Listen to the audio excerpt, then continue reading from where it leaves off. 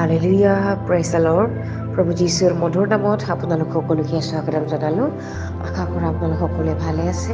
প্ৰিয় বিশ্বাসীসকল, সুন্দৰ দিন, সুন্দৰ বতৰ ঈশ্বৰে আমাক দিলে, তাৰ কাৰণে আমি ঈশ্বৰৰ ধন্যবাদ দিওঁ। আজিৰ দিনটো যাতে মংগলৰে যায়, শুভৰে যায়, তাৰ কাৰণে ঈশ্বৰৰ বাক্য আমি চাওঁ। আজি বাক্য আমি লৈছোঁ হিতোপদেশ 3 অধ্যায়ৰ 10 পদ। ইয়াৰ সুন্দৰ ঈশ্বৰৰ বাক্য আমাৰ কাৰণে কৈছে, তাতে তোমাৰ ভঁৰালবোৰ বহু শস্যৰে পৰিপূৰ্ণ হ'ব আৰু তোমাৰ দ্ৰাক্ষাকুণ্ড দ্ৰাক্ষাৰসেৰে উপচি পৰিব। Hallelujah, praise the Lord. বিশ্বাসীসকল, ঈশ্বৰৰ বাক্যই আজি আমাক এইটোৱে বুজাব খুজিছে যে আমি যদি ঈশ্বৰৰ লগত থাকোঁ, আমি যদি ঈশ্বৰৰ বাক্যবিলাক মানো, ঈশ্বৰৰ বাক্যৰ লগত যদি আমি চলি থাকোঁ, তেনেহ'লে আমাৰ ভঁৰালবোৰ বহু শস্যৰে পৰিপূৰ্ণ হ'ব আৰু আমাৰ যিটো দ্ৰাক্ষাকুণ্ড পচি পৰিব বুলি কৈছে। Hallelujah, praise the lord.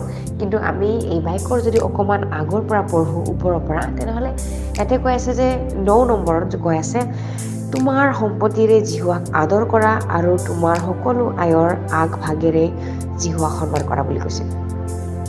তেতিয়াহে আমাৰ কি হ'ব? ভঁৰালবোৰ শস্যৰে পৰিপূৰ্ণ হ'ব আৰু দ্ৰাক্ষাৰসেৰে উপচি পৰিব আমাৰ দ্ৰাক্ষাকুণ্ডবিলাক। Hallelujah, praise the Lord. প্ৰিয় বিশ্বাসীসকলৰ কাৰণে আমি আমাৰ যি আছে, আমাৰ বুলিবলৈ যি আছে, যদি আপোনাৰ একো নাই, তেনেহ'লে আপুনি যিটো আপুনি আছে, আপোনাৰ মুখখন ঈশ্বৰৰ কাৰণে ব্যৱহাৰ কৰক, আপোনাৰ হাত ভৰি আপুনি ঈশ্বৰৰ কাৰণে ব্যৱহাৰ কৰক, আপুনি খোজকাঢ়ে আপুনি ঈশ্বৰৰ কাৰণে খোজকাঢ়ক, আপোনাৰ যি আছে, আপোনাৰ ইচ্ছা, আপোনাৰ মনটো ঈশ্বৰৰ কাৰণে ব্যৱহাৰ কৰক। হালেলুয়া। সেই কৰিলে কি হ'ব? আমাৰ একো অভাৱ নহ'ব, আমি কাৰো পৰা ধাৰ ল'ব লগা নহ'ব, কেৱল বেলেগক দিব পৰাহে হ'ব। Hallelujah, praise the Lord. বিশ্বাসীসকল, ঈশ্বৰে আমাক সন্মানিত ঈশ্বৰ হয়। তেওঁ নিজে সন্মান পোৱা ঈশ্বৰ হয় আৰু নিজৰ সন্তানবিলাককো তেওঁ সন্মানত ৰাখোতা ঈশ্বৰ হয়। হালেলুয়া। আৰু তেওঁৰ মনোনীত ব্যক্তিবিলাকক তেওঁ বেলেগকৈ ৰাখে, যাতে একো দাগ নপৰে, যাতে একো অনিষ্ট নঘটে। সেইকাৰণে তেওঁৰ পবিত্ৰ আত্মাৰ যোগেদি আমাক বেলেগ কৰি ৰাখিছে। তেওঁৰ পবিত্ৰ আত্মাৰে পৰিপূৰ্ণ কৰি, তেওঁৰ পবিত্ৰ আত্মা যে আমাক দিছে, সেইটোৰ যোগেৰে তেওঁ জগতিক সকলো বস্তুৰ পৰা আমাক পৃথক কৰি ৰাখে। সেইকাৰণে আমি কেতিয়াও এলাহ কৰিব নালাগে ঈশ্বৰৰ কাৰণে আগবঢ়াবৰ কাৰণে। কেতিয়াও আমি আলচি কৰিব নালাগে যে ঈশ্বৰক দিলে মোৰ কাৰণে নাইকিয়া হ'ব, ঈশ্বৰৰ মানুহক খোৱালে মোৰ পৰা নাইকিয়া হ'ব। আমি এইবিলাক ভাবিব নালাগে, কিয়নো এই সকলোবিলাক সৃষ্টিৰ সকলোবিলাক মানুহৰ কাৰণে বনাইছে ঈশ্বৰে। আৰু ঈশ্বৰে আমাৰ পৰা আৰু খুজিব নেকি? নোখোজে। কিন্তু তেওঁৰ ৰাইজৰ কাৰণে, তেওঁৰ ৰাইজৰ কাম কৰা ব্যক্তিবিলাকৰ কাৰণে আমি দিব লাগে। তেতিয়াহে তেওঁবিলাকে তেওঁৰ ৰাইজৰ কামবিলাক কৰিব, তেওঁৰ ৰাইজৰ সকলো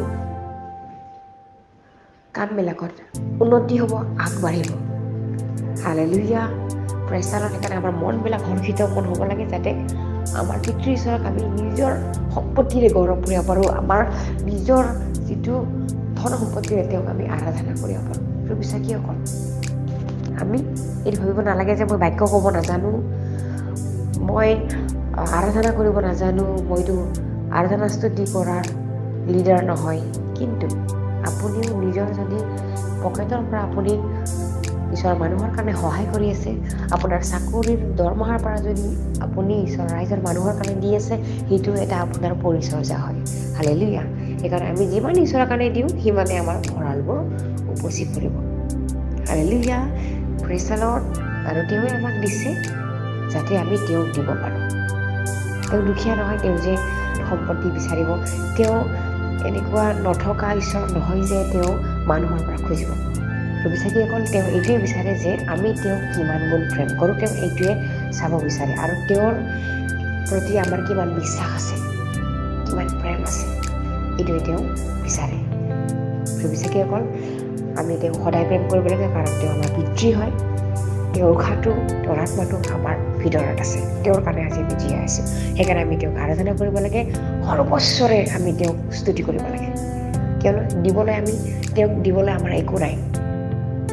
আমি তেওঁক দিলেও কমহে হ'ব, কিয়নো এই সকলোবোৰ তেওঁৰে হয়। Hallelujah, praise the lord. আহক আমি একেলগে প্ৰাৰ্থনা কৰোঁ। ধন্যবাদ প্ৰভু, ধন্যবাদ দিওঁ। এই সকলোবোৰ তোমাৰ হয়, তুমিয়ে দিছা, তোমাৰে হয় প্ৰভু। আৰু তোমাক যাতে আমি অধিককৈ দিব পাৰোঁ, নিজৰ সম্পত্তি, নিজৰ সময়, নিজৰ হৃদয়, আমি নিজৰ শৰীৰেৰেও তোমাক ধন্যবাদ দিব পাৰোঁ প্ৰভু। এনেকুৱা তুমি আমাক হৃদয় দিয়া, মন দিয়া।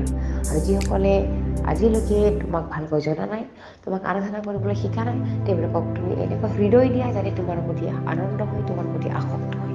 ধন্যবাদ প্ৰভু। আজি দিনটো তোমাৰ হাতত সমৰ্পণ কৰোঁ। শুনি থকা, কৈ থকা সকলোৰে ওপৰত একে সমানে আশীৰ্বাদ কৰিবা। এই সকলো যাচনা নাছাৰতীয় প্ৰভু যীশু খ্ৰীষ্টৰ নামত অৰ্পণ কৰিছোঁ। আমেন। Praise the lord.